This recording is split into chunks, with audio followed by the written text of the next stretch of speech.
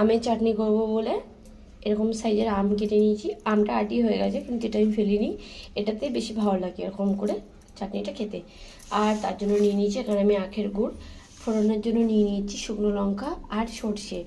আমি আজকে এই কড়াইটাই করছি এর জন্য, আমের চাটনিটা করলে কড়াইটা কালো হয়ে যায়। আমি এই চাটনি করি বলেই কড়াইটা দেখো এতটা পুরো কালো। চাটনিটা আমি করার জন্য এখানে ফোড়ন দিয়ে দেবো শুকনো লঙ্কা আর সর্ষে।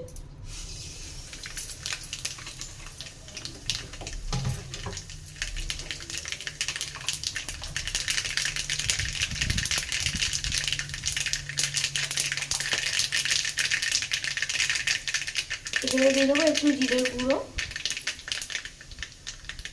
আর একটুখানি ধনের গুঁড়ো। এটা ভালো করে ভেজে নেবো আমি।